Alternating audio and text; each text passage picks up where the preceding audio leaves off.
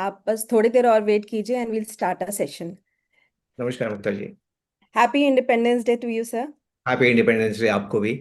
Thank you so much sir. Sir we are very fortunate कि आपने time निकाला हमको और अपना समय दिया। और मैं ये चाहूँगी हमारे व्यूअर्स से भी कि अगर आपके मन में कोई सवाल आता है तो आप चैट में डालिए, ताकि हम लोग वो आपसे डायरेक्टली आप कृष्ण सर के थ्रू हम उसको उनका व्यू जान पाए उन चीज़ों के ऊपर। सर इस पूरे सेशन को स्टार्ट करने से पहले मेरे खुद के दो सवाल हैं, हाँ हाँ। लेकिन first I will give you a context to that. Hmm. एक समय था सर जब हमारा देश सोने की चिड़िया कहलाता था। सो वी वर बिल्कुल। The wealthy and the prosperous nation. Yes. लेकिन फिर काफी शायद हम लोगों की दुनिया की नजरों में खटकने लगे, इतने सारे इन्वेजन्स झेले हमने, ब्रिटिश रूल आया।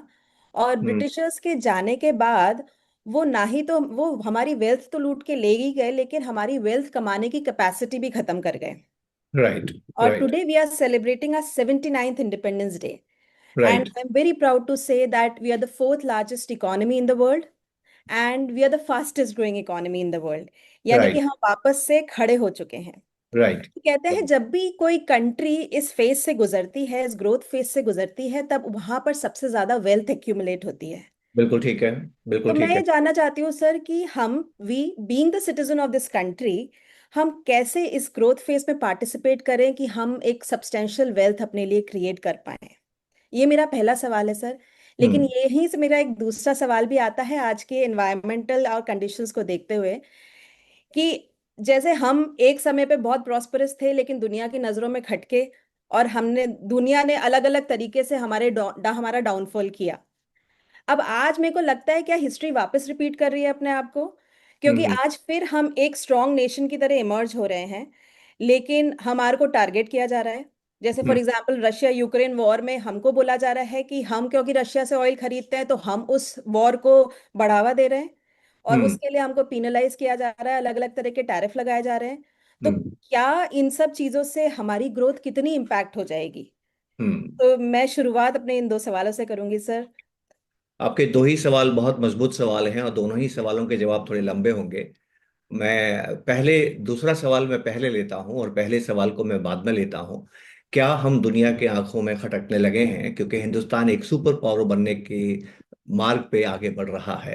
पहली दृष्टि में ऐसा लगता है, जीवन ऐसा ही है, ये मानव जीवन ऐसा ही है। हमें वो अच्छा नहीं लगता है जो हमसे आगे निकल रहा है।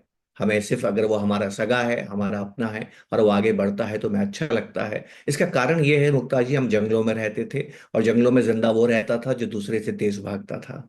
एक हिरण जब सुबह उठता है तो अपने आप से वादा करता है कि मैं शेर से तेज भागूंगा, तभी जिंदा रहूंगा। उसी वक्त शेर ये सोचता है कि मैं हिरण से तेज भागूंगा, तब जिंदा रहूंगा, नहीं तो भूखे मर जाऊंगा। ये जो प्रतिस्पर्धा का जो है, ये हमारा सर्वाइवल इंस्टिंक्ट है। तो दुनिया में जब भी कोई देश आगे निकलता है और जिन देशों से वो आगे निकलने लगता है, जाहिर है उन्हें अच्छा नहीं लगता है। यही अमेरिका, जो दुनिया से कहता था कि मैं टैरिफ नहीं लगाऊंगा, आप चाहें तो मेरे ऊपर टैरिफ लगा सकते हैं, वो आज टैरिफ लगाने को आमादा है। क्योंकि वो देख रहा है कि उसकी शक्ति अभी भी बहुत शक्तिशाली है, पर उसकी शक्ति और दूसरी शक्तियों के बीच में जो अंतर था, वो अंतर शने शने कम हो रहा है और ये उस बात को विचलित करता है। तो अगर कोई आपकी तरक्की की वजह से प्रभावित हो रहा है और आपकी तरक्की के अंदर रोड़े अटकाता है, आपकी तरक्की के अंदर मुश्किलात पैदा करता है, तो इसमें कोई आश्चर्य की बात नहीं है। ये आम बात है जो सदैव होती रही है, हो रही है और आगे भी होती रहेगी। इनफैक्ट मैं आपको एक दूसरी बात कहूंगा, जिसे हमें लग रहा है कि अमेरिका हमसे नाराज है, अमेरिका हमें टैरिफ ज्यादा लगा रहा है। न केवल टैरिफ लगा रहा है बल्कि पेनल्टी भी लगा रहा है, और इस बात से हमारे देश के अंदर थोड़े लोग लोग लोग गुस्से में हैं। हम क्षोभ अनुभव करते हैं। हमें लगता है कि अमेरिका के जो बर्ताव है हमारे लिए अच्छा नहीं है, उसे ऐसा नहीं करना चाहिए। इस तरह की हम बातें कर रहे हैं, पर मेरा ये मानना है कि अमेरिका जो कर रहा है वो हमारे लिए बहुत अच्छा है।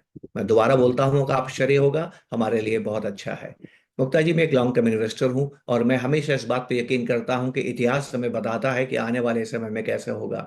जिसका हिस्टोरिकल सेंस अच्छा होता है, जो इतिहास को समझता है, वो आने वाले भविष्य का आकलन बेहतर कर सकता है। क्योंकि हिस्ट्री जो है रिपीट भले ही ना होती हो, राइम जरूर करती है। इंसान इंसान की भावनाएं, इंसान की जरूरतें, इंसान की साइकोलॉजी, इंसान का मनोविज्ञान लंबे समय में एक जैसा रहता है। तो आज का इंसान भी वैसे ही सोचता है जैसा सदियों पहले का इंसान सोचता था। तो आइए समझते हैं कि ट्रंप ने जो कुछ किया है वो हमारे लिए अच्छा क्यों है, ट्रंप ने क्यों किया, किस लिए कर रहा है। अगर टाइम रहा तो मैं जरूर आपके साथ में बात करूंगा, लेकिन जो पहला स्टेटमेंट आज के इस स्वतंत्रता दिवस के दिन, इंडिपेंडेंस डे के दिन सभी को मुबारकबाद देते हुए जो मैं कहना चाहता हूं वो बहुत साधारण सी बात है, और वो ये है, ट्रंप जो कर रहे हैं वो हिंदुस्तान के लिए अच्छा है। हिंदुस्तानियों में एक दिक्कत है मुक्ता जी। दिक्कत क्या है कि हिंदुस्तानी रिएक्टिव होते हैं, प्रोएक्टिव नहीं होते हैं। देखिए, हमारे यहाँ कोई एआई की बात नहीं करता था। अमेरिका और चीन ने एआई बनाया तो अब हम एआई की बात करते हैं, हमारी कंपनियां एआई की बात करती है, हमारी सरकार एआई की बात करती है। ये साबित करता है कि हिंदुस्तान प्रोएक्टिव नहीं होता है, रिएक्टिव होता है। अब वो रिएक्टिव क्यों है मुझे नहीं मालूम है। जब मैं सुबह मॉर्निंग वॉक पे जाता हूं तो मुझे ज्यादातर लोग मॉर्निंग वॉक पे वो मिलते हैं जिनको डॉक्टर ने हिदायत दी है कि मॉर्निंग वॉक पे जाइए। डॉक्टर ने बोला है कि आपको डायबिटीज हो गई है, डॉक्टर ने बोला है कि आपको बीपी हो गई है, अगर आप इसको कंट्रोल करना चाहते हैं तो आपके लिए मॉर्निंग वॉक जरूरी है। अगर कोई बेहतर खाना खा रहा है तो वो बेहतर खाना इसलिए खा रहा है कि डॉक्टर ने उसको बोला है कि ज्यादा मीठा नहीं खाना है, आपके लिए ज्यादा मीठा ज्यादा नमक खाना खराब है। तो हम ज्यादातर अच्छे काम तब करते हैं जब कोई घटना घटती है। हमने 1991 के अंदर आर्थिक दृष्टिकोण तब बदला जब हमने सोना इंग्लैंड में गिरवी रखा, हमारे पास डॉलर्स खत्म हो गए थे। कभी भी आप हिंदुस्तानियों को देखें, वो बहुत अच्छा काम तब करते हैं जब उनके सामने मुश्किलात आती है। हिंदुस्तान तभी ज्यादा अच्छा काम करता है जब उसको दिक्कत का सामना करना होता है। इसलिए मैं इतिहास में आपको लेके जाता हूं, और मैं ट्रंप का शुक्रगुजार हूं कि ट्रंप जो कर रहे हैं उससे हमें क्या होने वाला है। हम आजाद हो गए थे, आजाद होने के बाद हम अपने देश को, अपने मुल्क को बनाने की कोशिश कर रहे थे मुक्ता जी। उस वक्त हमारे साथ एक बड़ी भारी समस्या थी। हमारी आबादी पहले से ही बहुत ज्यादा रही है, हमेशा बहुत ज्यादा रही है, लेकिन हमारे पास उत्पादन करने की अच्छी क्षमता नहीं थी। हमारे किसान बहुत मेहनत करने के बाद भी प्रति हेक्टर ईल्ड अच्छी नहीं ले पा रहे थे, और हिंदुस्तान में गेहूं की खेती नहीं हो पा रही थी, या उत्पादन ज्यादा नहीं हो रहा था। अमेरिका से दान स्वरूप सस्ते, दान ही कहूंगा मैं इसको, सस्ती कीमत पे PL 480 नामक की एक योजना थी जिसमें हमें गेहूं मिला करता था। और ये 1960s में लगातार हमें गेहूं आता था, करीब करीब 10 मिलियन टन गेहूं हम अमेरिका से आयात करते थे। ऐसे में वो जो सन था 60s का, हमारे लिए बहुत दुष्कर था। 1962 में हमारा चीन से युद्ध होती है, और युद्ध बड़ा खर्चीला होता है, हमारा काफी मुद्रा, हमारा काफी पैसा, सरकार का काफी रेवेन्यू उसमें खर्च हो जाता है। अभी हम चीन के युद्ध से संभले ही नहीं थे कि हमारा युद्ध पाकिस्तान के साथ हुआ। पाकिस्तान के युद्ध अभी खत्म हुआ ही था कि 1966 में फेमाइन आ गया, अकाल आ गया, और इतनी जबरदस्त तरीके से उत्पादन कम हुआ गेहूं का कि हमारे जो प्रधानमंत्री थे शास्त्री जी, उनको ये कहना पड़ा, उनको ये आह्वान करना पड़ा, देश की जनता से अपील करनी पड़ी कि आप एक दिन भोजन ना करें, आप सोमवार को भोजन ना करेंगे, आप अगर एक दिन भोजन नहीं करेंगे तो आपके देश के दूसरे लोगों को जिन्होंने 2 दिन से भोजन नहीं किया है उनको भोजन खाने के लिए मिलेगा। पूरे मुंबई शहर के अंदर रेस्टोरेंट्स ने शाम का खाना देना बंद कर दिया था। तो हिंदुस्तान उस दौर से भी गुजरा था, हमारे पास खाने के लिए पर्याप्त गेहूं नहीं थे। ऐसे में अमेरिका हमें प्रभावित करने के लिए, हमें हमें उन्हें ऐसा लगता था कि हिंदुस्तान किसी का साथ क्यों नहीं देता है। हिंदुस्तान तभी आजादी से अपनी नीति बनाता था, इसको हम नॉन नॉन अलाइन मूवमेंट कहते हैं। हिंदुस्तान ने कभी किसी के दबाव में अपनी नीतियां नहीं बनाई है। हिंदुस्तान तब भी रशिया से संबंध रखता था, और अमेरिका को ये बात अखरती थी कि हिंदुस्तान रूस से संबंध क्यों बनाता है। तो ऐसे में अमेरिका ने उस गेहूं का निर्यात धीरे धीरे कम करना शुरू किया। अमेरिका को ये पता लगा कि हिंदुस्तान में अकाल पड़ा है, हिंदुस्तान में मुश्किल में है, तो वो बहुत धीमे धीमे हमें गेहूं देने लगा। जो प्रेसिडेंट जॉनसन थे, उन्होंने एक पॉलिसी अपनाई, इस पॉलिसी को बोलते हैं माउथ बाय माउथ, मतलब जितनी हमें खाना है उतना ही गेहूं दे रहे हैं। ये हालत आप इस नीति को कह सकते हैं, माउथ टू माउथ नीति का उन्होंने अपनाया। ऐसे में इंदिरा गांधी अमेरिका जाती है, उनसे मुलाकात करती है, वो अच्छी तरह से सहयोग नहीं करते हैं, काफी समय तक इंदिरा जी को इंतजार भी करवाते हैं गेहूं को रिलीज करने में। तो इंदिरा जी जब विमान से वापस आ रही होती हैं तो वो प्रण करती है कि अब मेरा देश गेहूं के लिए किसी के सामने हाथ नहीं फैलाएगा। और उसके बाद हमने हरित क्रांति का इस्तेमाल किया, और आज आप देखिए आज हम गेहूं निर्यात करते हैं। तो मुक्ता जी, मेरा आपसे सवाल था कि हिंदुस्तान ने गेहूं पैदा करने की कसम क्यों खाई? क्योंकि अमेरिका ने आपको तकलीफ पहुंचाई। आगे बढ़ते हैं। अमेरिका पहला देश था दुनिया में जिसने एटम बम बनाया था, और उसकी धाक पूरी दुनिया में हो गई, लेकिन उसने बाकी देशों को रोका नहीं। तो धीमे धीमे 1950 आते आते, 1948-50 आते आते रशिया ने भी एटम बम बना लिया, USSR बोलते थे, सोवियत रूस ने भी एटम बम बना लिया। धीमे धीमे इंग्लैंड और फ्रांस ने भी एटम बम बना लिया, और 1964 आते आते चीन ने भी एटम बम बना लिया।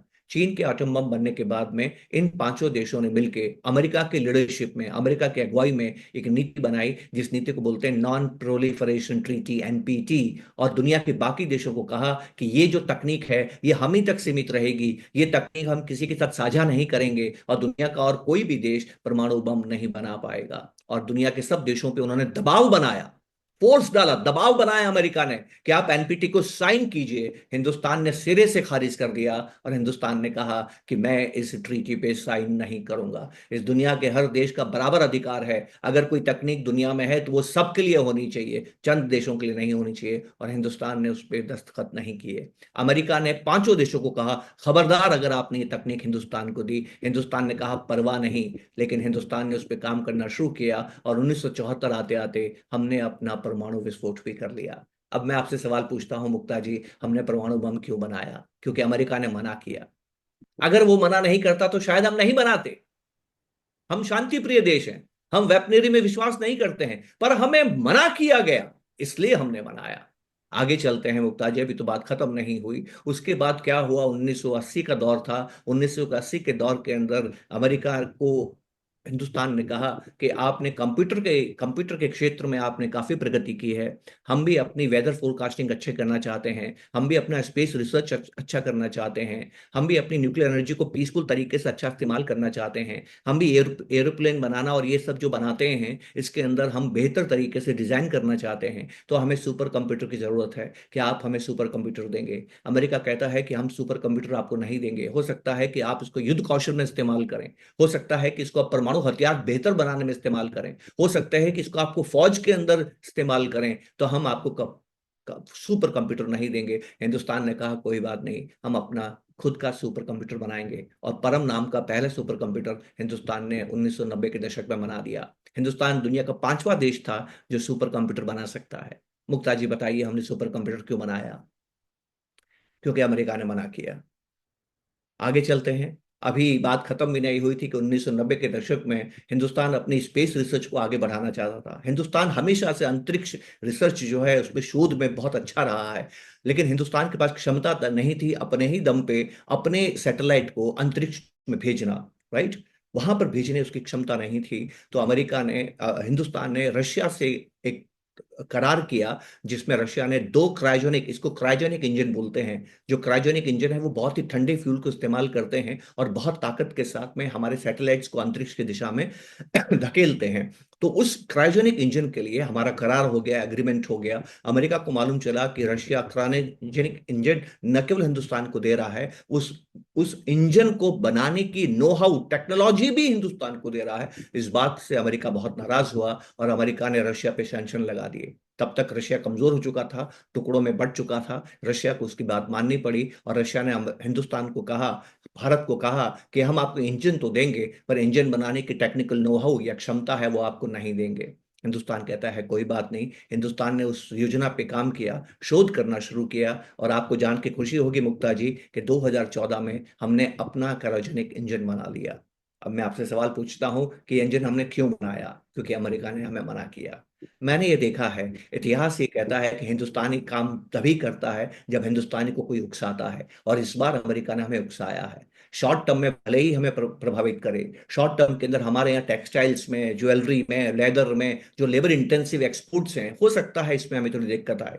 कुछ लोगों का मानना है कि हमारी जीडीपी ग्रोथ रेट 0.2% से लेकर 0.5% कम हो सकती है, पर मुक्ता जी यकीन मानिए लॉन्ग टर्म में ये हमें बहुत बेहतर नेशन बनाएगी, हमारी एफिशिएंसीज को बढ़ाएगी, हमारी अमेरिका पे निर्भरता को कम करेगी। हम दुनिया में और जगह एक्सपोर्ट बनाने की कोशिश करेंगे। हम हिंदुस्तान पहले ही जो एक्सपोर्ट मॉडल की जगह डोमेस्टिक कंजप्शन मॉडल पे काम कर रहा है उस पर ज्यादा ध्यान देने की कोशिश करेंगे, और लॉन्ग टर्म में मैं मानता हूं कि ये अमेरिका का कदम एक नए हिंदुस्तान को जन्म देगा, एक अलग तरह का हिंदुस्तान को जन्म देगा, जहां हिंदुस्तान दुनिया पे नहीं, दुनिया हिंदुस्तान पे निर्भर होगा। ऐसा मुझे पूरा यकीन है। तो इसलिए जो दूसरा सवाल था आपका, मुझे लगा कि मैं उस पहले आपको उस सवाल का जवाब दूं। अब मैं आपके पहले सवाल की तरफ आता हूं। पहला सवाल वाकई में मुझे चिंतित करता है। देखिए जो इकोनॉमी है ना, ये एक अजीब सी चीज है मुक्ता जी। ये डबल एंट्री सिस्टम है, अगर कहीं आपको फायदा हो रहा है तो कहीं आपको नुकसान हो रहा है। मैं आपको बताना चाहता हूं कि हिंदुस्तान में इस वक्त आगे बढ़ने का सबसे बड़ा कारण क्या है? कारण आगे बढ़ने का ये नहीं होता है कि आपके पास सड़कें अच्छी हैं। कारण आगे बढ़ने का ये नहीं होता है कि आपके पास बेहतर टेक्नोलॉजी है। कारण आगे बढ़ने का ये नहीं होता है कि आपके पास रोड्स होती है, रेल्स होती है, रोड्स होती है, इंफ्रास्ट्रक्चर होता है, पोर्ट होता है, एयरपोर्ट्स होते हैं। ये कारण नहीं होता है। कारण ये नहीं होता है कि आपके पास कैपिटल ज्यादा होता है। कारण ये भी नहीं होता है कि आपके पास तकनीक अच्छी होती है। कारण ये भी नहीं होता है कि आपके पास स्कूल कॉलेजेस अच्छी होती हैं। अगर ये सारे कारण आगे बढ़ने के होते तो मुझे बताइए, जापान क्या हमसे कम है क्या? जापान के पास हमसे बेहतर तकनीक है। जापान के पास हमसे बेहतर इंफ्रास्ट्रक्चर है। जापान के पास हमसे ज्यादा टेक्नोलॉजी है। जापान के स्कूल और कॉलेजेस में हमारे स्कूल कॉलेजेस के मुकाबले ज्यादा बेहतर पढ़ाई होती है। जापान के अंदर साक्षरता 100% है, हमारे यहाँ साक्षरता 75% है। जापान के अंदर जो मजदूर काम करता है उसकी एफिशिएंसी, प्रोडक्टिविटी हिंदुस्तान के मजदूर की प्रोडक्टिविटी से ज्यादा है। हिंदुस्तान के अंदर जो फैक्ट्रियां काम करती है वो हिंदुस्तान के फैक्ट्री के मुकाबले ज्यादा उत्पादन करने की क्षमता रखती है। तो मुझे बताइए मुक्ता जी, जीडीपी जापान की बढ़ रही है कि हिंदुस्तान की बढ़ रही है? ये बात समझने की जरूरत है। इतना सब कुछ होते हुए भी जापान की जीडीपी पिछले 25 सालों में 20% कम हो गई है। कम हो गई है। और आप पिछले 25 सालों में 10 गुना बढ़ गए हैं। तो इंपॉर्टेंट चीज तो हमें समझनी है कि ये सारी चीजें, अच्छी तकनीक, अच्छी सड़कें, अच्छी अच्छा वातावरण, अच्छा आबो हवा, अच्छी फैक्ट्रीज, अच्छी एफिशिएंसी, ये तो तब आती है जब आप ग्रो करते हैं। इनके होने से ग्रो नहीं होता है, आप ग्रो करते हैं तो ये होती है। तो हिंदुस्तान के पास वो चीज है जो दुनिया के पास नहीं है। और वो चीज क्या है? Aggregate demand. बढ़ती हुई एग्रीगेट डिमांड। हमारे जो परिवार हैं वो ज्यादा बेहतर जीवन जीना चाहते हैं। परिवार में हर व्यक्ति बेहतर जीवन के लिए प्रयास कर रहा है, वो सपने देख रहा है, उसके एस्पिरेशंस हैं, वो अपने जीवन को बेहतर से बेहतर बनाने की कोशिश कर रहा है। इस वजह से वो मांग ज्यादा कर रहा है। तो हिंदुस्तान के अंदर बढ़ती हुई मांग जापान से हमें अलग करती है। जापान जापान के पास सब कुछ है पर मांग नहीं है, डिमांड नहीं है। अगर डिमांड नहीं है तो प्रोडक्शन क्यों होगा? और प्रोडक्शन हो गया और डिमांड नहीं है तो आप बेचेंगे किसको? अगर आप उत्पादन करते हैं ना तो वो बिकना भी चाहिए। रोजगार तब बढ़ता है जब उत्पादन बढ़ता है। तो हिंदुस्तान के अंदर उत्पादन बढ़ने की क्षमता है, हिंदुस्तान में उत्पादन बढ़ने की संभावना है, इसलिए हिंदुस्तान आगे बढ़ रहा है। तो अब मैं गौर से बात करता हूँ। इसमें मैं अमेरिका को थोड़ा अलग रखता हूँ। अमेरिका को मैं अलग क्यों रखता हूं? क्योंकि America is a country of immigrants. तो अमेरिका को ये बात समझना, अमेरिका के परिप्रेक्ष्य में, संदर्भ में ये बात समझना मुश्किल होगी जो मैं कहने जा रहा हूं। मेरे पास एक विषय होता था मुक्ता जी, हिस्ट्री ऑफ इकोनॉमिक डेवलपमेंट, कि दुनिया में आर्थिक विकास का इतिहास कैसे हुआ। तो मैंने हर देश का आर्थिक विकास का इतिहास पढ़ा है, अमेरिका का भी पढ़ा है, पर अमेरिका को मैं अलग रखता हूं क्योंकि वो कंट्री ऑफ इमिग्रेंट्स है। यूरोप कब विकास कर रहा था, जापान कब विकास कर रहा था, चीन कब विकास कर रहा था, इन हर देशों ने जब भी सबसे अच्छा विकास किया, जिसको अमृतकाल कहते हैं। अमृतकाल मतलब आपकी जो एफिशिएंसी है बढ़ने की वो तेज होती है, आपका इनपुट आउटपुट रेशियो बहुत ज्यादा होता है, आपका हर कार्य फलदायी होता है, उसको अमृतकाल कहते हैं। तो जो अमृतकाल का दौर था ना जापान का, वो 64 से 84 था। जो अमृतकाल का दौर था चीन का, वो 1990 से 2015 था। और जो अमृतकाल था इंग्लैंड का, वो 1850 से 1910 के आसपास अमृतकाल इंग्लैंड का हुआ था। अमृतकाल में क्या होता है कि काम करने वाले लोगों की संख्या भी बढ़ती है। तो ध्यान से मेरी बात सुनिएगा गुप्ता जी। 1958 में जब मेरे पिता ने काम करना शुरू किया तो वो अकेले काम करने वाले थे, घर में 8 खाने वाले थे। 1990s में जब मैंने काम करना शुरू किया, हम घर में 5 लोग थे और दो दो कमाने वाले थे और 3 खाने वाले थे। देखिए, पहले 8 खाने वाले, 1 कमाने वाला, फिर क्या हुआ, 5 खाने वाले, 2 कमाने वाले। फिर मैंने शादी की तो मेरी पत्नी भी काम करती है, अब हम 6 लोग हो गए। 6 खाने वाले, 3 कमाने वाले। वक्त गुजरता है, जो बड़े हैं वृद्ध होकर के दुनिया से चले जाते हैं, जो छोटे हैं बड़े हो जाते हैं। वक्त के साथ मेरे माता पिता का देहांत हो गया, मेरे दोनों बच्चे बड़े हो गए, अब बड़ा बच्चा अपना काम करता है, अब हम 4 में से 3 लोग कमाते हैं। कितनी इंटरेस्टिंग बात है। और 4 लोग हम लोग क्या है, खाने वाले हैं। अब जानते हैं मुक्ता जी, एक दिन क्या होगा, मेरा छोटा बेटा भी पढ़ाई पूरी कर लेगा और वो भी काम करने के लिए बाजार में आएगा, तब मेरे परिवार में 4 लोग होंगे, चारों ही कमा रहे होंगे। तभी अमृतकाल बनता है। क्योंकि जब हर कोई कमाता है तो हर कोई डिमांड करता है, हर कोई खर्चने की क्षमता बढ़ती है, और हिंदुस्तान के अंदर या किसी भी देश के अंदर उत्पादन बढ़ता है, रोजगार बढ़ता है, और आप एक डेवलपमेंट के वर्चुअस साइकिल में आ जाते हैं। ये तो है अच्छा पक्ष। कलेक्टिव, ये है कलेक्टिव गुड। कलेक्टिव गुड इसको बोलते हैं सर्वहित, सार्वजनिक हित, सबका हित हो रहा है। अब व्यक्ति के लिए क्या होता है, ध्यान से समझिएगा। जब मेरे पिता 8 खाने वाले थे, 1 कमाने वाला था, इसका मतलब बाजार में लेबर की सप्लाई कम थी। आज 4 के 4 कमा रहे हैं तो लेबर की सप्लाई ज्यादा है। इकोनॉमिक प्रिंसिपल है मुक्ता जी। इकोनॉमिक प्रिंसिपल ये कहता है कि किसी भी चीज की सप्लाई बढ़ती है उसकी कीमत नहीं बढ़ती है। तो हिंदुस्तान में अब सैलरीज नहीं बढ़ती है, चंद लोगों की बढ़ती है, सबकी नहीं बढ़ती है। आप देखेंगे ज्यादातर लोगों की जो छोटे काम करते हैं, ब्लू कॉलर के काम करते हैं, इनकी आमदनी ज्यादा बढ़ती नहीं है। टीसीएस 2010 में 3.5 लाख रुपए पे एंट्री लेवल इंजीनियर रखता था। टीसीएस आज भी 3.5 लाख रुपए पे एंट्री लेवल इंजीनियर रखता है। पहले वो ज्यादा लोगों को रिक्रूट करता था, अब कम लोगों को रिक्रूट कर रहा है। मैं तो यहां तक सुन रहा हूं कि काफी जो आईटी की कंपनीज हैं वो लेओवर्स भी कर रही हैं, क्योंकि काम मांगने वाले बहुत ज्यादा हैं। अगर काम मांगने वाले जो नौकरी करना चाहता है, अगर वो ज्यादा पैसे मांगेगा तो सेठ कहेगा चलता मन, मेरे पास दूसरा आदमी काम करने के लिए है जिस तरह से कम पैसे पे काम करेगा।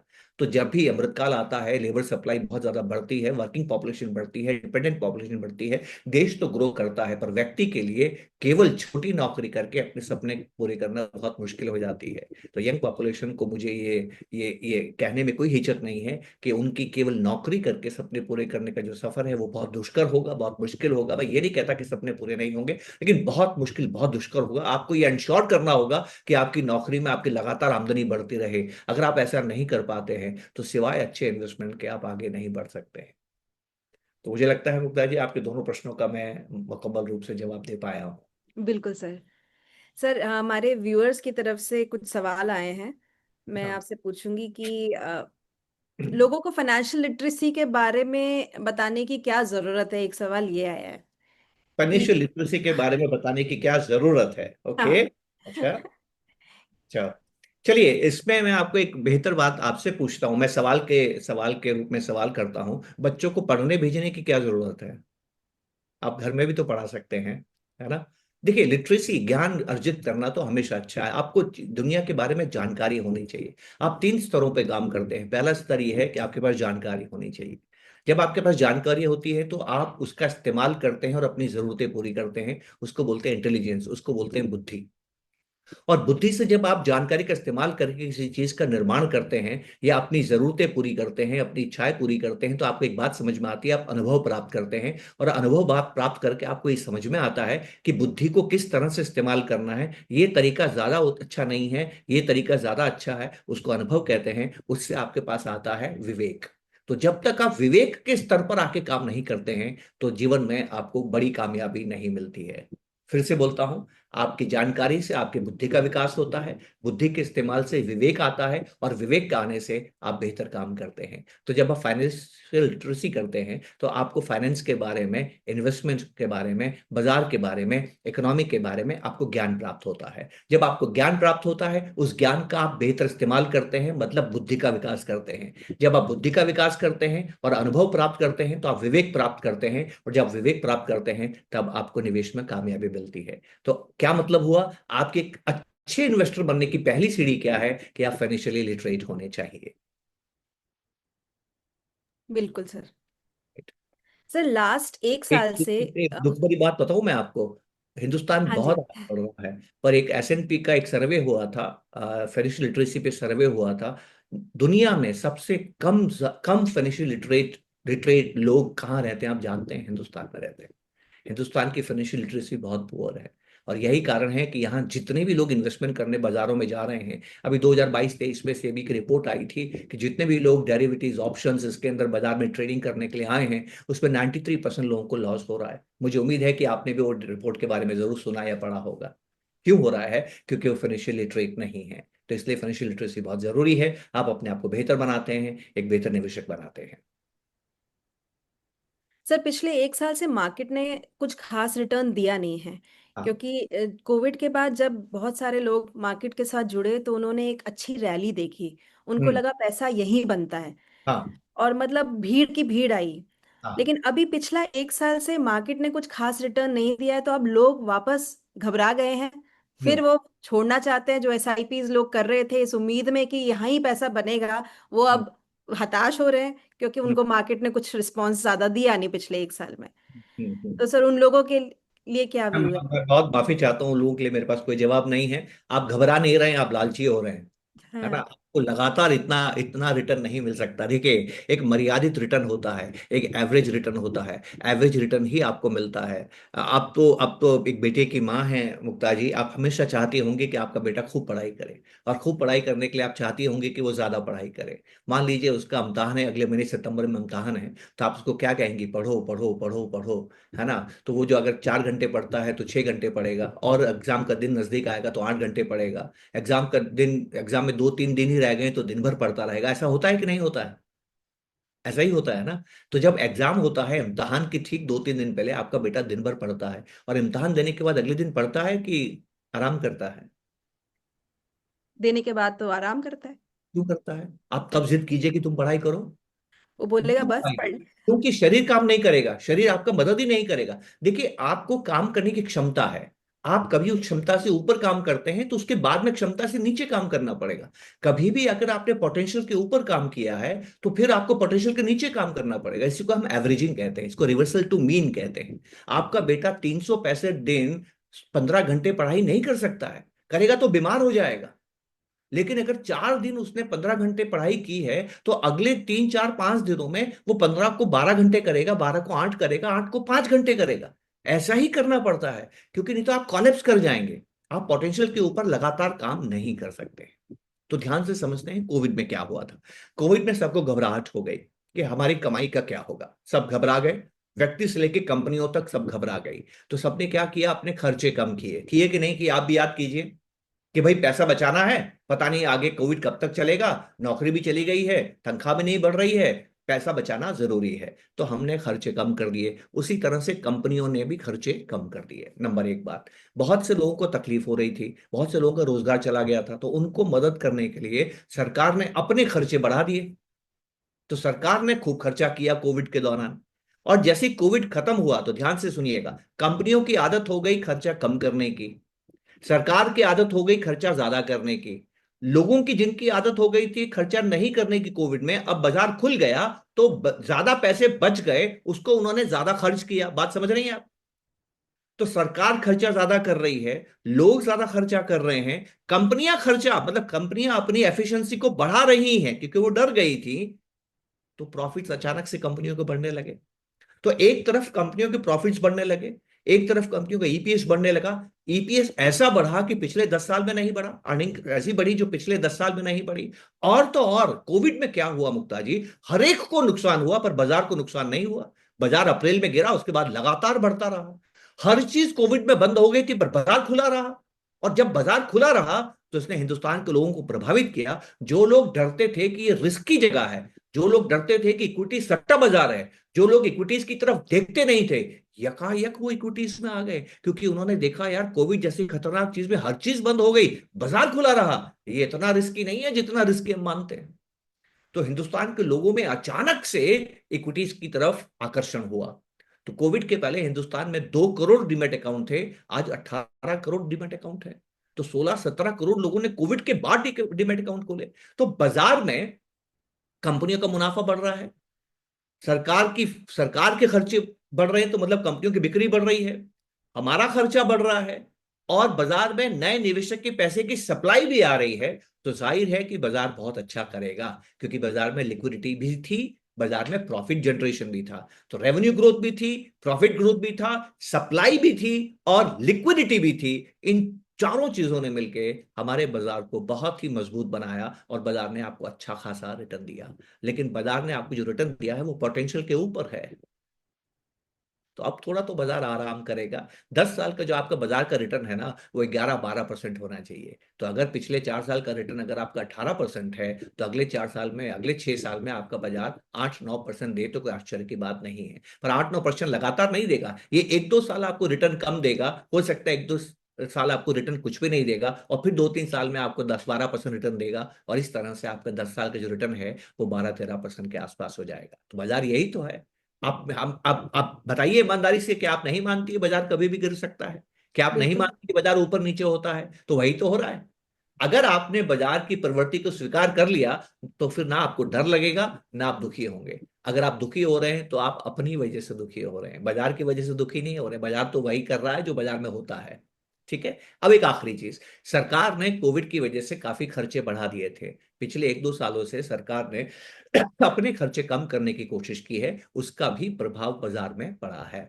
लेकिन बाजार के फिजिकल डेफिसिट अब सरकार के काबू में आ गए हैं। यहां से सरकार वापस व्यवस्थित रूप से काम कर रही है। एविडेंस क्या है? एविडेंस ये है कि इस बजट के अंदर सरकार ने जो टैक्स में कमी की है, और सरकार ने जिस तरह से बजट पेश किया है, उससे लगता है कि अब सरकार टाइटनिंग को कम कर रही है। आरबीआई जो इंटरेस्ट रेट बढ़ा रही थी, आरबीआई जो लिक्विडिटी को टाइट कर रही थी, वो भी अब इंटरेस्ट रेट कम करने के मूड में है। पिछले 1-2 बारी में उन्होंने इंटरेस्ट रेट को कम भी किया है और लिक्विडिटी बढ़ाने की भी कोशिश कर रही है। मुझे लगता है साल 6 महीने के अंदर स्थितियां वापस पुनः नॉर्मल हो जाएंगी। वैसी नहीं होंगी जैसी आपने कोविड के बाद देखी है, याद रखिएगा, क्योंकि वो रिटर्न तो एक ऐसा रिटर्न है जो कभी कभी किसी समय आता है, हमेशा नहीं आता है। सर एक सवाल आया है कि एफआईएस कंटिन्यूअसली बेच रहे हैं यहाँ से पता है। मुझे इस बात की बहुत खुशी है कि एफआईज लगातार बेच रहे हैं, क्योंकि हिंदुस्तानी कभी नहीं खरीदते थे। ज्यादातर होता था क्या कि हमारे बाजार को एफआई संभाला करते थे, एफआईज की वजह से हमारा बाजार बढ़ा करता था। पहली बार मैं जीवन में देख रहा हूं कि पहली बार ऐसा हुआ है कि एफआईज बेच रहे हैं, और जितना एफआईज बेच रहे हैं उतना हिंदुस्तानी खरीद रहे हैं। अमूमन होता क्या है कि जब एफआईज बेचते हैं हम खरीद नहीं पाते हैं, और जब हम नहीं खरीद पाते हैं तो बाजार में भारी गिरावट आती है। वो भारी गिरावट आप हिंदुस्तान के बाजारों में नहीं देख रहे हैं। पिछले कुछ समय से हिंदुस्तान की कंपनियों का रेवेन्यू ग्रोथ और अर्निंग्स पर ग्रोथ, प्रॉफिट ग्रोथ मोटे तौर पर, सबकी नहीं, मोटे तौर पर ऑन एन एवरेज ज्यादा अच्छी नहीं रही है। लेकिन उसका प्रभाव जो बाजार पे पड़ना चाहिए था वो नहीं पड़ा, क्योंकि विदेशियों, जितनी विदेशी बिकवाली आ रही है उतना हिंदुस्तानी खरीद रहा है। एक अच्छी बात है। अब एक दूसरी बात कहता हूं, अगर विदेशी आया था तो जाएगा ही, ऐसा तो हमेशा के लिए तो नहीं आया है, और गया है तो वापिस आएगा। एक दिन विदेशी वापिस आएगा। जब विदेशी वापिस आएगा तब हमारा मूड कैसा रहता है? अगर हमारा मूड तब भी खरीदने का रहा तो फिर ये बाजार आपके हाथ में नहीं आएगा। क्योंकि जीवन में पहली बार मैं एक बात और देखूंगा मुक्ता जी, और वो क्या होगा कि हिंदुस्तान के बाजारों में हिंदुस्तानी भी इन्वेस्ट करना चाहता है और हिंदुस्तान के बाजार में विदेशी भी इन्वेस्ट करना चाहता है। तो बताइए उस बाजार में कैसा प्रेशर होगा? अब सवाल उठता है कि विदेशी क्यों जा रहा है? विदेशी इसलिए जा रहा है, ध्यान से मेरी बात समझिएगा मुक्ता जी, मैंने पहले भी जिक्र किया है हमारी पिछली मीटिंग्स में इसके बारे में। कोविड के बाद अगर आप पिछले दिनों का रिटर्न देखें, कोविड के बाद का अगर आप रिटर्न देखते हैं, पॉइंट टू पॉइंट रिटर्न देखते हैं, 2021 से लेकर 2025 के बीच का आप रिटर्न देखते हैं, अमेरिका के बाजार ने हमसे बेहतर किया है। तो विदेशी जहां आ रहा है वो देखता है कि मेरे खुद के बाजार में जो रिटर्न है वो इंडिया के बाजार से अच्छा है, तो फिर वो दूसरे देश में क्यों जाएगा? नंबर एक बात। नंबर दो बात, वहां पर ब्याज दरें और हमारी ब्याज दरों में अंतर भी काफी कम हो गया है। आज से 4 साल पहले उनके यहाँ ब्याज दरें 2% हुआ करती थी, हमारे यहाँ ब्याज दरें 6% हुआ करती थी, 6.5% हुआ करती थी। उनके और हमारे ब्याज दर के बीच में 5% का अंतर था। आज हमारे देश में जो बॉन्ड यील्ड्स हैं वो 6.25% के आसपास है, उनके यहाँ जो बॉन्ड यील्ड है वो 4.5% के आसपास है, और हमारे बीच का अंतर केवल 0.25% रह गया है। जीवन में मैंने कभी भी यूएस बॉन्ड यील्ड्स और इंडियन बॉन्ड यील्ड्स में अंतर इतना कम पहले कभी नहीं देखा है। इसलिए जब तक ये बॉन्ड यील्ड्स में विस्तार नहीं होता है, विदेशी का पैसा ज्यादा आपके पास में नहीं है। वो क्या ऐसा होगा? ऐसा जरूर होगा, क्योंकि इतने ज्यादा इंटरेस्ट रेट, इतनी ज्यादा बॉन्ड यील्ड्स पे अमेरिका लंबे समय तक काम नहीं कर सकता है, क्योंकि उनके ऊपर कर्ज का बोझ बहुत ज्यादा है। आम अमेरिकी नागरिक के ऊपर भी कर्ज बहुत ज्यादा है, अमेरिकी सरकार के ऊपर भी कर्ज बहुत ज्यादा है। वो लंबे समय तक इतने ज्यादा इंटरेस्ट रेट्स को सहन नहीं कर सकते हैं। ये उनके लिए बहुत घातक है, बहुत दुखद है, और इसलिए वो हर प्रयास करेंगे अपनी ब्याज दरों को कम करने का। तो जैसे ही अमेरिका में ब्याज दरें कम होना शुरू होंगी, आप देखेंगे कि विदेशियों की जो रुचि है वो वापस हमारे देश में बढ़ना शुरू हो जाएगी। मुक्ता जी आप हैं हमारे साथ? आवाज आ रही है आपको मेरी? हेलो? हाँ जी सर, आ रही है। आ रही है? मुक्ता जी का फ्रेम फ्रीज हो गया है। चलिए मैं बात को आगे, हाँ मुक्ता जी यस बोलिए, अब आप यस, ठीक एक है। सॉफ्टवेयर इंजीनियर हैं जो अपना इन्वेस्टमेंट सारा खुद संभालते हैं। हाँ, तो वो ये जानना चाह रहे हैं कि क्या this is the right way कि मैं खुद ही करूं या I should appoint somebody to take care of my portfolio. आप खुद कर रहे हैं इसका मतलब आप खुद करना चाहते हैं। जाहिर है कि अगर मैं आपको बोलूंगा कि नहीं आप खुद मत कीजिए, सलाहकार के जरिए कीजिए, तो आपको मेरी बात अच्छी नहीं लगेगी, क्योंकि जो आप कर रहे हैं उसमें उल्टी बात कह रहा हूं। चलिए मैं एक बहुत इंटरेस्टिंग बात कहता हूं मुक्ता जी, जो मुझे 30 साल में समझ में आई है, और बेहद ईमानदारी से मैं एक बात कह रहा हूं। मुक्ता जी एक सवाल आपसे पूछूंगा, बहुत छोटा सा सवाल है, कोशिश कीजिएगा कि ईमानदारी से जवाब दें। आप गाड़ी चलाती हैं? हाँ ओके। जी।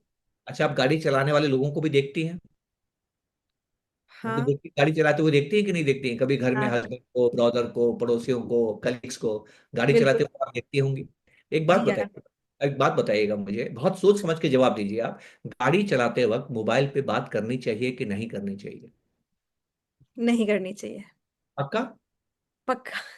अब मुझे बताइए, लोग करते हैं कि नहीं करते हैं? बिल्कुल करते हैं सर, उनको, मेरे को तो कई बार ऐसा लगता है उनको सारे काम ही गाड़ी में बैठने के बाद याद आते हैं।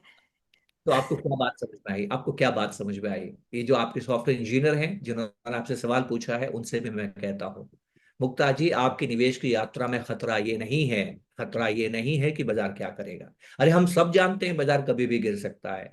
हम सब जानते हैं बाजार ऊपर नीचे होता है। हम सब जानते हैं इकोनॉमी ऊपर नीचे होती है। हम सब जानते हैं कोई न कोई कंपनी डिफॉल्ट करती है। हम सब जानते हैं सारे व्यापारी नहीं कमाएंगे। हम सब जानते हैं कोई न कोई व्यापारी डूबता भी है। ये सारी बातें मामूली बातें हैं। युद्ध होते हैं, भूकंप आती हैं, बाढ़ आती हैं, ये सारी बातें हम जानते हैं। ये रिस्क नहीं है मुक्ता जी, ये तो हम पहले से ही जानते हैं ये होगा, ये रिस्क नहीं है। आप जानते हैं, आप क्या नहीं जानते हैं? आप ये नहीं जानते हैं कि आप क्या करेंगे। आपके जीवन में, आपके निवेश की यात्रा में सबसे बड़ा खतरा आप हैं। अभी अभी आपने कहा कि मोबाइल पे बात नहीं करनी चाहिए और अगले ही पल मोबाइल पे बात करते हैं। आप कहते हैं मॉर्निंग वॉक पे जाना चाहिए और मॉर्निंग वॉक पे नहीं जाते हैं। यही तो है। हमारे अंदर दो तरह के लोग रहते हैं, हम अकेले नहीं है मुक्ता जी। भगवान ने आपको भेजा ही नहीं है अकेला। आप हमेशा दो रूप में ही आई हैं। एक है विचार करने वाली और एक है फील करने वाली। जब आप रात को अलार्म लगाते हैं तो आप विचार करते हैं कि मॉर्निंग वॉक पे जाऊंगा, और सुबह मॉर्निंग वॉक पे जब आप उठते हैं और वापस सो जाते हैं तो आप फील करते हैं कि मजा तो सोने में है। तो हमारे अंदर एक इंसान नहीं है, दो इंसान है। आप बार बार अपना फैसला बदलते रहेंगे, और जब आप बार बार फैसला बदलते रहेंगे तो आप लॉन्ग टर्म इन्वेस्टर नहीं बनेंगे। अगर आप लॉन्ग टर्म इन्वेस्टर नहीं बनेंगे तो कंपाउंडिंग प्राप्त नहीं होगी। अगर कंपाउंडिंग प्राप्त नहीं होगी तो दौलत नहीं बनेगी। अगर दौलत नहीं बनेगी तो आप मुक्त नहीं होंगे, फाइनेंशियली फ्री नहीं होंगे। अगर आप फाइनेंशियली फ्री नहीं होंगे तो कामनाएं पूरी नहीं होंगी, और अगर कामनाएं पूरी नहीं होंगी तो दुनिया में मोक्ष नहीं मिलेगा। देखिए कितना बड़ा नुकसान है लॉन्ग टर्म इन्वेस्टर नहीं बनने का। राइट। अगर आप ये जानना चाहते हैं कि आप लॉन्ग टर्म इन्वेस्टर हैं, शॉर्ट टर्म इन्वेस्टर है, उसका प्रमाण, उसका उसका उसका पैमाना क्या है, मानक क्या है, कैसे आप तय करेंगे कि आप एक लॉन्ग टर्म इन्वेस्टर हैं कि शॉर्ट टर्म इन्वेस्टर है, उसका एक छोटा सा ही है। और वो छोटा सा ये है कि आप अपने पोर्टफोलियो को कितनी बार देखते हैं। जितनी बार पोर्टफोलियो को देखेंगे उतनी बार आप फील करेंगे, और जितनी बार आप फील करेंगे उतनी बार अपने फैसलों को बदल देंगे। आपको एक अजीब सी बात बताता हूँ, मैं और मेरी पत्नी अपने पोर्टफोलियोज को सिर्फ साल में एक बार देखते हैं, धनतेरस के दिन। पत्नी तो वो भी नहीं देखती है, और उसका जो परफॉर्मेंस है मेरे से कहीं बेटर है। And this is what Mukta ji we have to understand. सलाहकार बहुत जरूरी है। एक और सवाल पूछता हूँ, आपको बात समझ में आएगी। आप जानती हैं गीता के बारे में सुना है आपने? जी हाँ। भगवान कृष्ण ने अर्जुन को कही थी। बिल्कुल। कब कही थी? महाभारत के टाइम। महाभारत के समय, ठीक युद्ध से पहले। क्यों? क्योंकि अर्जुन ने बोल दिया था कि मैं युद्ध नहीं करूंगा। तो भगवान को उसको ज्ञान देना पड़ा कि उसको युद्ध क्यों करना है। ज्ञान मिलना बहुत आसान है, गीता मिलना बहुत आसान है। चैट जीपीटी से ज्ञान मिलता है, गूगल से ज्ञान मिलता है, मैगजीन से ज्ञान मिलता है, अखबारों से ज्ञान मिलता है, टीवी देखने से ज्ञान मिलता है, सोशल मीडिया पे ज्ञान मिलता है, आपस में बात करके ज्ञान मिलता है। ज्ञान की कोई कमी नहीं है, जितना ज्ञान चाहिए आपको मिलेगा। मुक्ता जी एक बात बताइए, जब भगवान ने ज्ञान दे दिया अर्जुन को युद्ध से ठीक पहले, तो द्वारका क्यों नहीं चले गए? 18 दिन साथ में क्यों रहे? क्यों रहे 18 दिन साथ में? क्योंकि भगवान जानते थे ज्ञान लेने के बाद में भी ये वो नहीं करेगा जो उसको ज्ञान है, ये वही करेगा जो ये करना चाहता है। इससे गलती होगा, इससे सही नहीं होगा। तो ये तो हमें ज्ञान है कि गाड़ी चलाते वक्त मोबाइल पे बात नहीं करनी चाहिए, पर हम करते हैं। ज्ञान का महत्व नहीं है, ज्ञान होने से कुछ नहीं होता है, ज्ञान को इस्तेमाल करने की क्षमता से होता है। तो इसलिए मेरा यह मानना है कि जिन लोगों का सलाहकार नहीं होता है उनका सफर लंबा नहीं होता है, वो लॉन्ग टर्म इन्वेस्टर बनने में दिक्कत फेस करते हैं, और जब तक लॉन्ग टर्म इन्वेस्टर नहीं बनते हैं तब तक कंपाउंडिंग नहीं होती।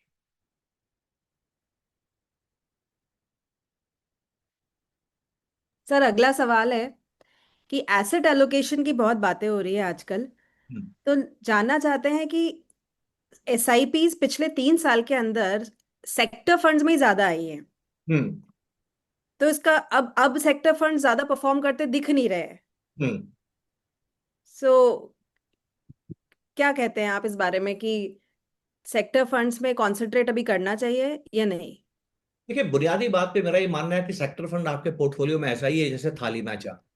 आपके थाली में अचार कितना होता है मुक्ता जी? बहुत थोड़ा सा। बस सीधी सी बात है। ये सेक्टर कभी लंबे समय तक चलते नहीं, पहली बात। अगर आपको यकीन है कि सेक्टर चलेगा, फिर एसआईपी क्यों करना, लमसम कीजिए। एसआईपी आपने क्यों किया? एसआईपी आप डाइवर्सिफाइड फंड में करते हैं। क्यों करते हैं डाइवर्सिफाइड फंड में? क्योंकि डाइवर्सिफाइड के फंड मैनेजर को आपने हक दिया है, आपने अधिकार दिया है कि वो कहीं पर भी जहां भी अवसर है वहां पर निवेश करे। इसको हम बोलते हैं, डाइवर्सिफाइड फंड को मैं बोलता हूं अपॉर्चुनिटीज फंड। फंड मैनेजर को आप हक देते हैं, अधिकार देते हैं, आजादी देते हैं कि जो सेक्टर चल रहा है उसमें इन्वेस्टमेंट करें। तो मेरा ये मानना है कि आपकी लॉन्ग टर्म एसआईपीज कभी सेक्टर फंड्स में नहीं होनी चाहिए, वो हमेशा डाइवर्सिफाइड इक्विटी फंड्स में होनी चाहिए। ये हमें बहुत ध्यान रखने की जरूरत है। तो पहली गलती उन्होंने ये की कि सेक्टर फंड्स में एसआईपीस की। अगर आपको यकीन है कि सेक्टर अच्छा चलेगा तो उसमें लमसम डालिए, क्योंकि सेक्टर की जो चल रहा है, जो ट्रेंड है, वो लंबा नहीं चलता है। 2 साल, 3 साल, 4 साल, बड़ा हुआ तो 5 साल, वो 20-30 साल तक कोई सेक्टर नहीं चलता है। बड़ा मुश्किल है, उतार चढ़ाव आते हैं उसके अंदर। कोई कोई सेक्टर है, विरला सेक्टर है जो बहुत साल तक चलता है, जैसे आईटी कुछ चला, इंफ्रा कुछ चला, लेकिन अमूमन नहीं चलते हैं, क्योंकि ट्रेंड्स जो है बाजार के अंदर बदलते रहते हैं। तो आपको ये नहीं करना चाहिए था। डाइवर्सिफाइड फंड्स के अंदर आपको एसआईपी करनी चाहिए थी। अब मैं आपको कहता हूं कि आपको एसेट एलोकेशन करने की जरूरत क्यों है। मुक्ता जी देखिए, आपने अगर इन्वेस्टिंग अगर आपको करनी है, और जो सबसे बड़ी बात इन्वेस्टिंग में समझनी है वो क्या है, वो एक छोटी सी बात है, कहने में छोटी सी है पर ये सबसे बड़ी बात है इन्वेस्टिंग के अंदर। वो है difference between short term and long term. अगर आप शॉर्ट टर्म और लॉन्ग टर्म को नहीं समझे तो इन्वेस्टिंग नहीं समझे। लॉन्ग टर्म शॉर्ट टर्म से ही बनता है।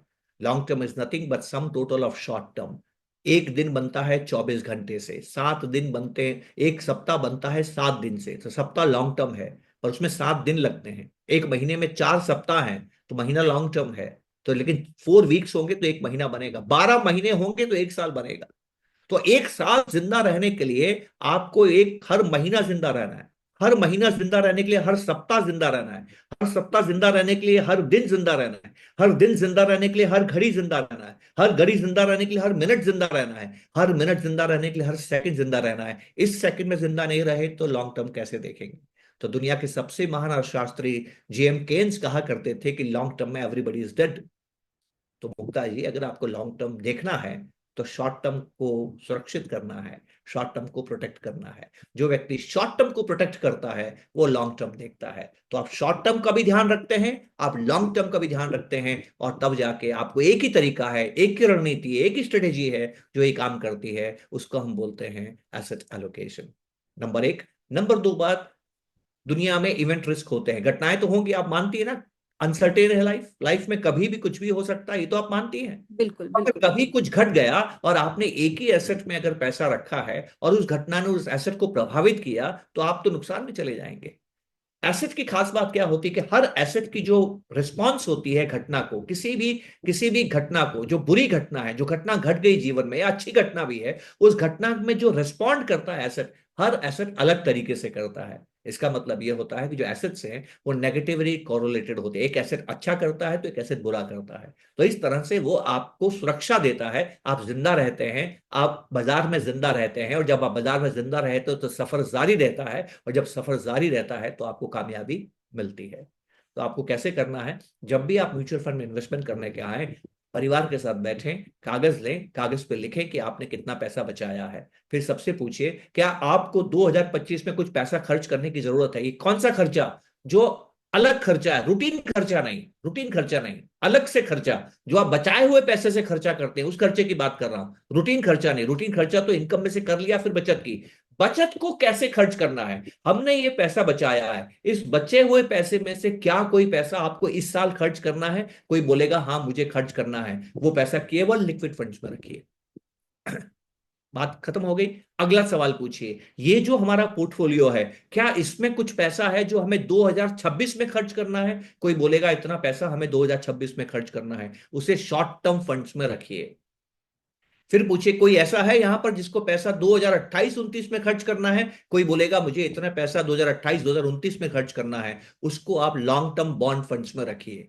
जो पैसा आपको 2030-31 में खर्च करना है, वो पैसा बैलेंस एडवांटेज फंड या हाइब्रिड फंड्स में रखिए। और जो पैसा आपको 2032, 37, 38, 35, 40 में खर्च करना है, उसको डाइवर्सिफाइड इक्विटी फंड में रखिए। अब जानते हैं इससे फायदा क्या होगा? बाजार में कुछ भी हो जाए, कुछ भी हो जाए, आपको जो खर्चा 25 26 27 में करना है वो आपने शॉर्ट टर्म फंड्स में रखा है, उस खर्चे को आप कर सकते हैं। आपके मन में शांति बनी रहती है, और जब आपके मन में शांति बनी रहती है तो आपकी यात्रा जारी रहती है, और जब यात्रा जारी रहती है तो आप लॉन्ग टर्म इन्वेस्टर बनते हैं।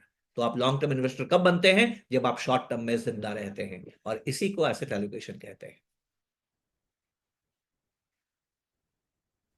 एक सवाल आया है कि I am 70 years old, retired है, हम्म। लेकिन एफडी में ही विश्वास करते हैं, सारा पैसा एफडी में ही डालते हैं क्योंकि सिक्योरिटी चाहिए।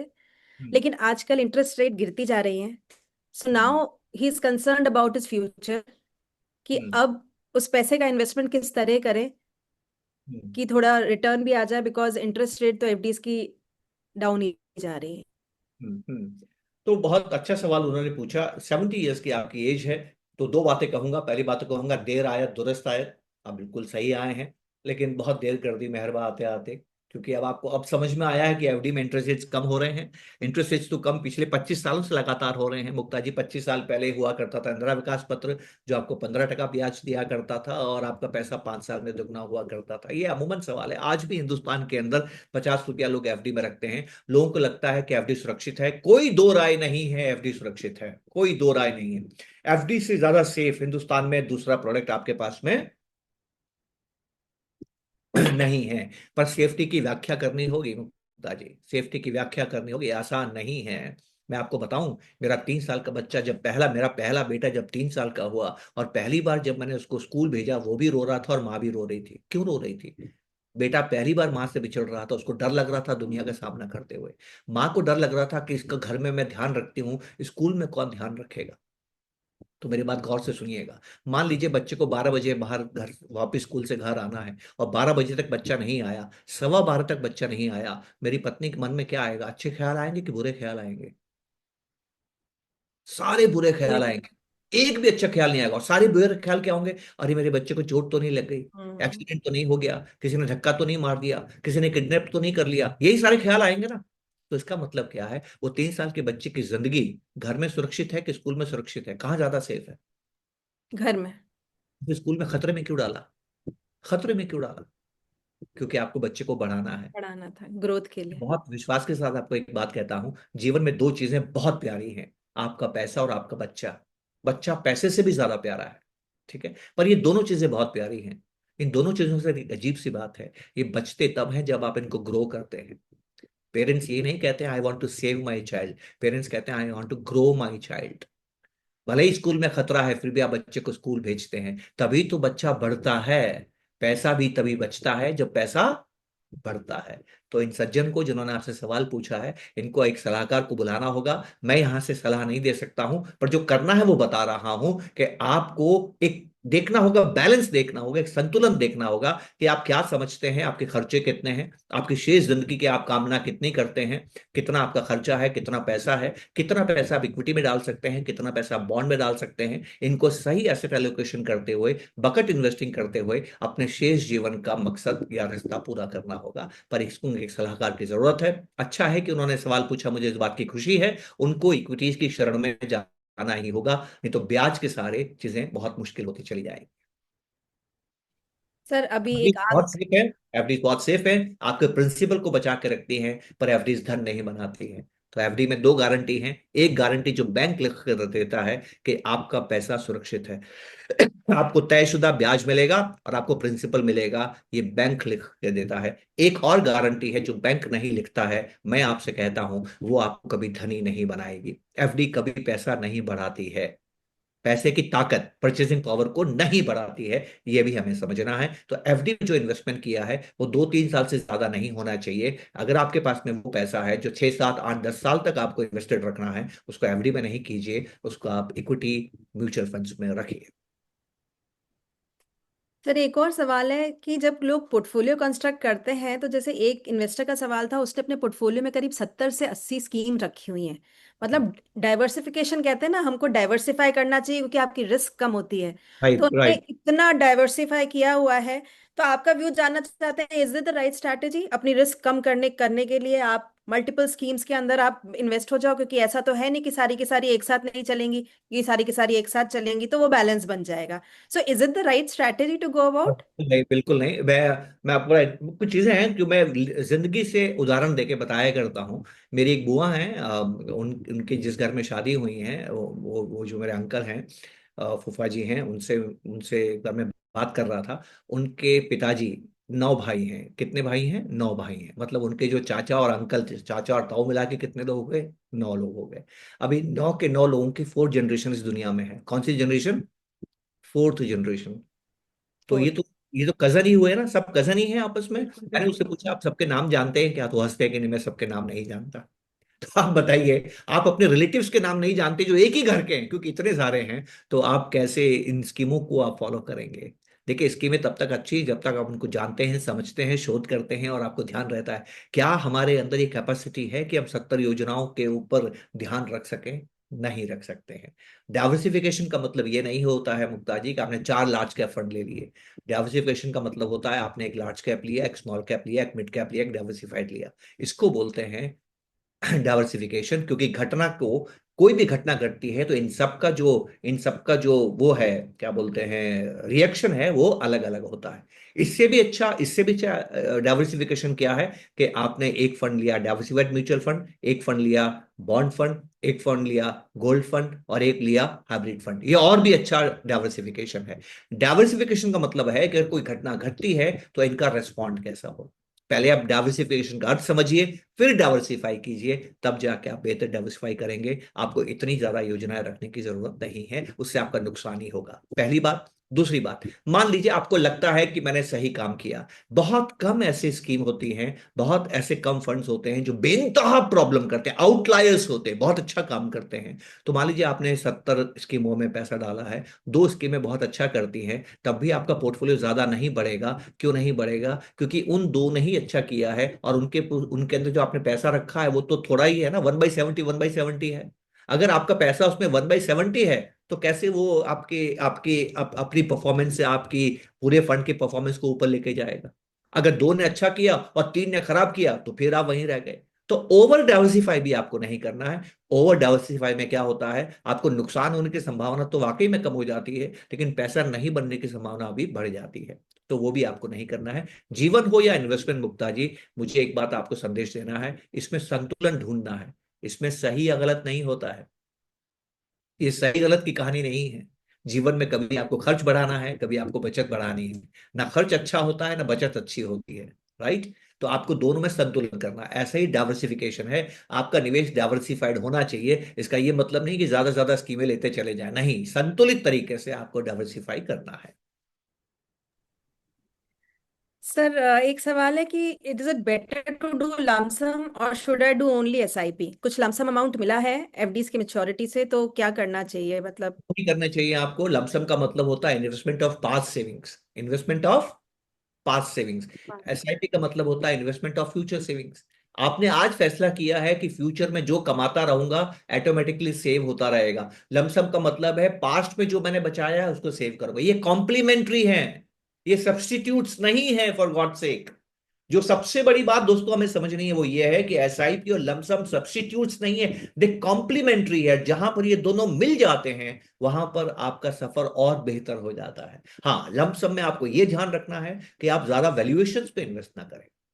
राइट? बहुत ज्यादा वैल्यूएशन है तो आपको इन्वेस्ट ना करें। वो थोड़ा सा वैल्यूएशन परिप्रेक्ष्य को आप ध्यान में रखते हुए उस संदर्भ में आप इन्वेस्टमेंट करें। एसआईपी का मतलब है हमेशा इन्वेस्टमेंट करते रहना। लमसम का मतलब है मौके देख के इन्वेस्टमेंट करना, या उसके हिसाब से एसेट एलोकेशन करते हुए इन्वेस्टमेंट करना, या थोड़ा इंतजार करना। ये भी नहीं है कि आप पूरा लमसम नहीं डालेंगे। 3 तरह के वेट होते हैं मुक्ता जी। एक होता है स्ट्रेटेजिक वेट, एक होता है, एक स्ट्रेटेजीज होती हैं, एक होता है इक्वल वेट, एक होता है ओवर वेट, एक होता है अंडर वेट। अगर कोई बहुत जबरदस्त तरीके से वैल्यूएशन ज्यादा है तो आप इक्विटी में अंडरवेट हो जाइए। अगर आपको लगता है कि वैल्यूएशंस अच्छे हैं तो आप अच्छे वैल्यूएशन से सस्ते वैल्यूएशन है तो इक्विटी में आप ओवरवेट हो जाइए। अगर आपको लगता है कि वैल्यूएशंस ठीक ठाक हैं तो आप इक्वल वेट रखिए। रहना इक्विटीज में सदा है, लेकिन आप तय करेंगे वैल्यूएशन के हिसाब से कि आपको अंडरवेट रहना है, इक्वल वेट रहना है, कि ओवरवेट रहना है। लमसम में बस आपको ये ध्यान रखने की जरूरत है। सर बस आखिरी सवाल है। गोल्ड ने बहुत अच्छा परफॉर्मेंस दिया है अभी पिछले सालों में। रिटर्न्स गोल्ड के बहुत अच्छे आ रहे हैं। तो लोग जानना चाहते हैं कि उनके पोर्टफोलियो में गोल्ड का कितना परसेंटेज होना चाहिए। गोल्ड जरूर होना चाहिए आपके पोर्टफोलियो में। 10 से 12% आपके पास जरूर गोल्ड होना चाहिए। इन दिनों आपको इच्छा करेगी कि 15% के पास भी गोल्ड हो जाए तो कोई बुरी बात नहीं है। मैं गोल्ड को लेके बहुत ज्यादा बुलिश भी नहीं हूं और गोल्ड को लेके बिल्कुल बियरिश भी नहीं हूं। गोल्ड की कीमत कभी गोल्ड तय नहीं करता है, गोल्ड की कीमत हमेशा दूसरे तय करते हैं। दुनिया में इस वक्त बहुत तकलीफ है। आज हमने दुनिया की बात ज्यादा नहीं की क्योंकि हमारा रुख उस तरफ नहीं था। हालांकि माहौल अभी ट्रम्प टैरिफ और ट्रेड का है, ज्यादा माहौल वहां पर है। इस वक्त दुनिया बड़ी विचलित दुनिया है। अमेरिका खुद एक विचलित राष्ट्र है। उसका उसके ब्याज बहुत बढ़ रहे हैं, उसका कर्ज बहुत बढ़ रहा है, उसका फिजिकल डेफिसिट बढ़ रहा है, उसका करंट अकाउंट डेफिसिट जिसको आप ट्रेड डेफिसिट कहते हैं उसका बढ़ रहा है। उसको हर हाल में कमजोर डॉलर चाहिए, उसको हर हाल में कम कम कम ब्याज दरें चाहिए, उसको हर हाल के अंदर अपने ट्रेड बैलेंस को ठीक करना है। तो वो एक बहुत भारी चुनौती का सामना कर रहा है। उसकी दूसरी चुनौती यह है कि दुनिया में उसकी दादागिरी कम हो गई है क्योंकि मल्टीपोलर वर्ल्ड बन गया है। तो इस वजह से दुनिया में एक एक अजीब तरह की टेंशन है। हर देश के अंदर अजीब तरह की टेंशन है क्योंकि दुनिया बढ़ नहीं रही है, एक्सपोर्ट में कंपटीशन बढ़ रहा है। तो चाइना जबरदस्त तरीके से बहुत मुश्किल वाले माहौल का सामना कर रहा है। चाइना की जो इकोनॉमी है वो डीप ट्रबल के अंदर है। अमेरिका दिक्कत में है, चाइना डीप ट्रबल में है। तो ऐसे में जब दो देश जो दुनिया के दो सबसे बड़े देश हैं उनके सामने मुश्किलात खड़ी होती है तो दुनिया की आबो हवा अच्छी नहीं होती है। दुनिया में इनसिक्योरिटीज बढ़ती है, दुनिया में तनाव बढ़ता है। और हम सभी जानते हैं कि जब दुनिया में इस तरह का तनाव बढ़ता है तो गोल्ड की उपयोगिता बढ़ जाती है। बहुत से सेंट्रल बैंक्स गोल्ड खरीद रहे हैं क्योंकि डी डॉलराइजेशन का शोर है। कहां तक होगा, कहां तक चलेगा, उसके बारे में हम अभी लंबी बात हो जाएगी, मैं आपसे नहीं करूंगा। लेकिन डी डॉलराइजेशन का शोर है। कुछ लोगों को लगता है कि अमेरिका डॉलर को वेपन के रूप में इस्तेमाल कर रहा है। तो क्या हमें डॉलर रिजर्व के रूप में रखने चाहिए? नहीं, हमें डॉलर रिजर्व कम करना चाहिए। इसलिए वो सोना खरीद रहे हैं। तो सोना की डिमांड इसलिए भी बढ़ रही है कि दुनिया में तनाव है। सोने की डिमांड इसलिए भी बढ़ रही है कि डी डॉलराइजेशन हो रहा है। सोने की डिमांड इसलिए भी बढ़ रही है कि अमेरिका ने डॉलर को एज ए वेपन यूज किया है। और दुनिया के अंदर कम होती हुई ग्रोथ रेट्स भी लोगों को चिंतित करती है। और पूरी दुनिया में जो सप्लाई की गई है मुद्रा की, जिस तरह से डॉलर छापा गया अमेरिका में, उससे मनी डिबेसमेंट हो रहा है, मुद्रा की कीमत कम होनी चाहिए, उसकी आशंका से भी बहुत इन्वेस्टर्स जो हैं गोल्ड खरीद रहे हैं। तो अभी गोल्ड के लिए लोगों में सॉफ्टनेस बनी हुई है। गोल्ड का ज्यादा गिरना, यकायक गिरना अभी मुझे लगता नहीं है। अगर आप गोल्ड को अपने खाते में मेंटेन करते हैं तो एक अच्छी बात है। गोल्ड आपको तब विश्वास देता है जब दुनिया में विश्वास कम होता है। जल्दी से आपको एक बात बताता चलूं तब आपको थोड़ी बात समझ में आए कि गोल्ड क्यों बढ़ रहा है। ये समझ में आना जरूरी है। मुक्ता जी, आपके पास 1 करोड़ रुपए की एफडी है, आपको कैसा लगेगा? अच्छा अच्छा लगेगा। लगेगा? क्यों अच्छा लगेगा बताइए? क्यों अच्छा सर लगेगा? मेरे 1 करोड़ रुपए की एफडी एक सिक्योरिटी मेरे पास है। सिक्योरिटी है आपके पास, एसेट जी है जी। आपके पास, आप बहुत खुश हैं। अब रात को सो गई, अरे वाह मेरे पास तो 1 करोड़ की एफडी है। हम्म। सुबह आप उठते हैं, अखबार उठाते हैं, और अखबार उठाते तो देखते हैं कि जिस बैंक की एफडी है उस बैंक का लाइसेंस आरबीआई ने खत्म कर दिया है। अब आपको कैसा लग रहा है? अब तो लुट गई, दुनिया ही लुट गई। क्या लग गई ना? एफडी किसकी थी? पैसे किसके थे? आपके थे। हाँ। खुश कौन था? 1 करोड़ रुपया की एफडी किसके पास है? मेरे पास है। तो बैंक के जाने से आपकी दुनिया क्यों लुट गई? सर एफडी बैंक के पास ही रखी हुई ना, देगी तो मेरे मेच्योरिटी पैसे बैंक। क्योंकि लायबिलिटी उसके पास है। हाँ। हर एसेट की एक लायबिलिटी होती है। जिम्मेदारी बैंक के पास है। जिम्मेदारी आपके पास तो केवल पैसा है, पर उस पैसे की ताकत की जिम्मेदारी बैंक के पास में है। बैंक है तो ये ताकत है, इस राइट। एफडी में ताकत है। बैंक नहीं तो इस एफडी में ताकत नहीं है। तो भले ही एसेट आपके पास में हो, जिम्मेदारी बैंक के पास में। आपके पास 1 करोड़ के स्टॉक है, आप बड़े खुश हैं। लेकिन वो तभी तक है जब तक वो स्टॉक अच्छा कर रहा है। सीबीआई पकड़ लेती है उस कंपनी के मालिक को किसी किसी करप्शन केस में और जेल में डाल देती है, आपकी स्टॉक की कीमत क्या हो जाएगी? एक दिन में 50% गिर जाएगी। तो भले ही एसेट आपके पास में हो, लायबिलिटी कंपनी के पास में है। आपके पास जयपुर में 5 करोड़ का बंगला है, आप बड़े खुश है, अरे बड़ा शानदार बंगला है। और अगले दिन आपको डीएम की चिट्ठी आती है कि बुलेट ट्रेन यहां से निकलेगी। अभी क्या हो गया? अभी वो बंगला आपका नहीं है। There is no property right in India. ठीक है ना? ये फंडामेंटल राइट नहीं है। ठीक है, तो आपको 5 करोड़ का बंगला आपका तब तक है जब तक सरकार कहती है कि आपका है कि नहीं? आपको बिल्कुल। सरकार छोटी मोटी कीमत देगी और आपको वहां से रवाना कर देगी। तो जो भी आपका एसेट है ना, वो एसेट की जिम्मेदारी कोई दूसरा लेता है। सोने में खास बात क्या है, सोने की जिम्मेदारी कोई नहीं लेता है, सोना अपनी जिम्मेदारी खुद ही है। तो जब भी दुनिया में अविश्वास बढ़ता है, दुनिया में इनसिक्योरिटीज बढ़ती है, जब आपको दूसरे पर यकीन करने की इच्छा नहीं होती है, जब आपको दूसरे से डर लगता है, तो आप सोना खरीदते हैं। और दुनिया इस वक्त ऐसी ही स्थिति में है। क्यों ऐसी स्थिति में है? दुनिया में तनाव बढ़ रहा है। जो चीजें दुनिया आपस में मिलकर डब्ल्यूटीओ में करती थी, ट्रम्प एक एक देश के साथ बायलैटरल कर रहे हैं। टैरिफ एक मल्टीलेटरल चीज थी जो दुनिया डब्ल्यूटीओ में मिलकर तय करती थी। ट्रंप सबको डराने के लिए अलग अलग बातें कर रहे हैं, बायलैटरल बातें कर रहे हैं। तो इस वजह से दुनिया में तनाव है, और तनावग्रस्त दुनिया की वजह से सोने का सम्मान बढ़ रहा है। ये बहुत बड़ा विषय है, लंबा समय होगा बात करने में, लेकिन हमें ये समझना चाहिए कि दुनिया में इस वक्त क्या हो रहा है। और दुनिया इसी वजह से कमजोर पड़ रही है, और मुझे खुशी है कि जितनी दुनिया कमजोर पड़ेगी उतना हिंदुस्तान मजबूत होकर निकलेगा। तो मैं बहुत आशावादी हूँ, मैं एक लॉन्ग टर्म इन्वेस्टर हूँ, और मैं बहुत ही अपने देश के उज्जवल भविष्य को देख रहा हूँ और कामना भी करता हूँ। सर हमने सारे प्रश्न ले लिए हैं हमारे व्यूअर्स के। और मैं ये अपने व्यूअर्स से रिक्वेस्ट करूंगी कि आप अर्थ प्रज्ञा के चैनल को सब्सक्राइब करें, क्योंकि हम ऐसे सेशंस और भी लेके आते रहेंगे जहां पर आपके कोई भी प्रश्न हो, कोई भी इश्यूज हो, वो हम डायरेक्टली कृष्ण सर एक्सपर्ट के द्वारा ही उनके व्यूज लेंगे उसके ऊपर, जो आपको एक इन्फॉर्म्ड डिसीजन लेने में मदद करेगा। और सर हमारी टीम की तरफ से आपको बहुत बहुत थैंक यू कि आपने हमको समय दिया और हमने ये हमारे व्यूअर्स के लिए सेशन कर पाए। थैंक यू गुप्ता जी, आपको भी बहुत बहुत धन्यवाद। आपने मुझे यहाँ आने का मौका दिया, और आप सभी को इंडिपेंडेंस डे की बहुत हार्दिक शुभकामनाएं। हिंदुस्तान अमृतकाल के दौर से है दोस्तों, जरूर है। हिंदुस्तान में खूब पैसा बनेगा। आपका बनेगा कि नहीं बनेगा, आप सिर्फ इस बात की चिंता करें और किसी बात की चिंता न करें। नमस्कार, जय हिंद।